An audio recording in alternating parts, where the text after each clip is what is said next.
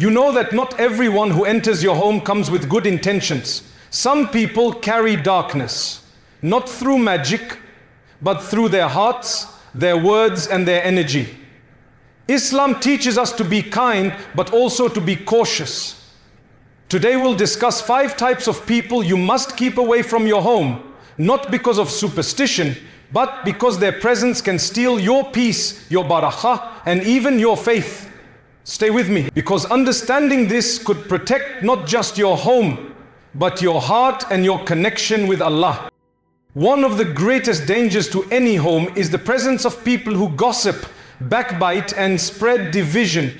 Prophet Muhammad sallallahu alaihi wasallam warned that those who carry tales and sow discord among believers will face severe punishment in the hereafter. Such individuals don't just harm reputations, they poison hearts, destroy trust, and invite spiritual darkness into homes.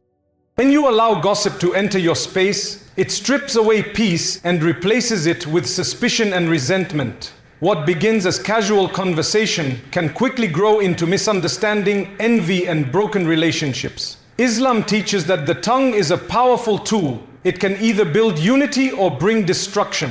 That's why Allah commands us to speak only what is good or remain silent. Protect your home by limiting contact with those who thrive on drama or negativity. Fill your gatherings instead with dhikr, kindness, and reminders of Allah. When your home becomes a place of truth, love, and sincere hearts, Allah fills it with barakah, blessing, and tranquility. Remember, not every smiling face brings peace. Some bring whispers that divide. Keep away from gossip, and you will keep your home under the shade of Allah's mercy and protection. Envy, or hasad, is one of the most destructive spiritual diseases of the heart. It quietly eats away at faith, love, and contentment. Prophet Muhammad sallallahu alaihi wasallam warned that envy consumes good deeds just as fire burns dry wood. When a person cannot bear to see you happy, successful, or at peace, their presence becomes spiritually harmful. Such people may smile outwardly, but within them burns jealousy, and that energy can remove barakah, gal, blessing from your home if you allow it near. Islam teaches us to protect ourselves through remembrance and humility. Allah says in Surah Al-Falah, from the evil of the envier when he envies. This verse reminds us that envy is real, but so is Allah's protection. The best defense is not fear, but faith. Recite Surah Al-Falah, Ayatul Kursi, and make dua regularly for protection and gratitude. Avoid sharing every detail of your blessings with those whose hearts are unsettled. Some people cannot handle the happiness of others. Be kind but cautious. Gratitude attracts barakah. Boasting invites envy. Keep your heart pure, your tongue thankful, and your circle sincere. When your contentment lies with Allah alone, no envious soul can harm what He has blessed you with. One of the most dangerous influences you can allow into your home is the company of those who mock faith, make jokes about religion, or belittle the teachings of Islam. Such behavior darkens the heart and weakens the connection between a believer and Allah. Prophet Muhammad sallallahu alaihi wasallam warned that faith is delicate. It can be damaged by the words we listen to and the people we surround ourselves with. When someone mocks the Qur'an, makes fun of prayer, or treats Islamic principles lightly, they spread spiritual poison. Their words plant seeds of doubt, arrogance, and carelessness toward Allah's commands. A home that entertains mockery of Islam loses its peace because barakah cannot dwell where the signs of Allah are disrespected. Be kind, but set clear boundaries. If a person refuses to show respect for your faith, they should not have access to your sacred space. Keep your home a sanctuary of remembrance, filled with dhikr, Qur'an recitation, and discussions that strengthen faith, not weaken it.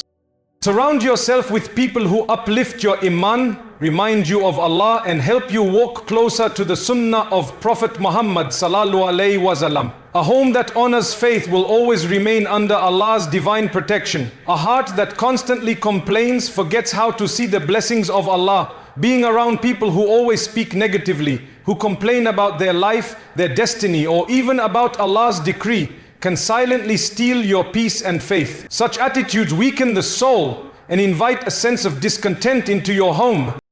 Prophet Muhammad sallallahu alaihi wasallam taught us that true richness is not in wealth, but in contentment of the heart.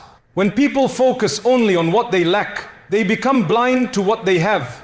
Their energy spreads to others, turning gratitude into frustration and barakah into restlessness. Constant complaining is not a small habit. It's a reflection of a heart disconnected from trust in Allah. Protect your home from this negative influence by surrounding yourself with those who praise Allah in every situation. The believer says Alhamdulillah whether in ease or hardship. Gratitude opens the door to more blessings, while complaint closes it. Encourage family and guests to speak words of hope, not despair. Fill your home with shukr, thankfulness, dhikr and remembrance.